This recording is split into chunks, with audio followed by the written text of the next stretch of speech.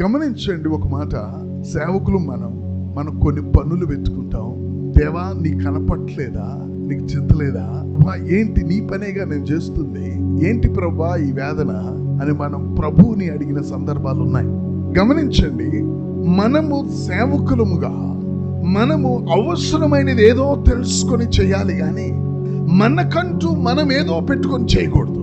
సేవకులము మనం ఈ పరిస్థితుల్లో, ఈ రోజుల్లో అవసరమైనది ఏమిటో తెలిసి చేసేవారు చాలా కొద్ది మంది.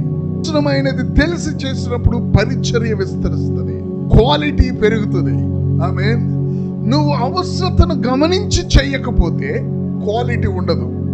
సంఘము యొక్క అవసరత ఏమిటో సేవకుడు చెప్పగలగాలి. నీ అవసరత గురించి అడిగితే నువ్వు వెంటనే చెప్తావు.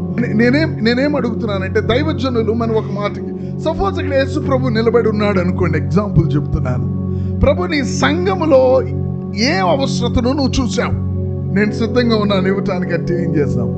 యేసే అంటున్నాడు, మార్తా మార్తా, నీకు అవసరమైనది తెలుసుకోలేకపోవటానికి కారణం అనవసరమైనవి అనేకమైనవి విస్తారంగా పెట్టుకొని తొందరపడుతున్నావు. నీ గొర్రెల అవసరతను నువ్వు చూడగలిగితే నువ్వు కాపరివి.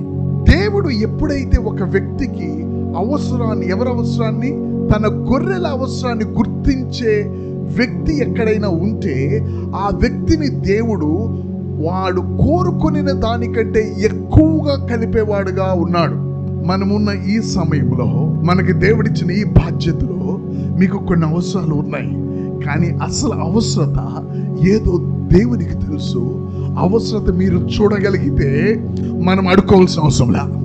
మనం ఖర్చు పెట్టుట కొరకు అవి మన కోసం వేచి ఉండాల్సిందే.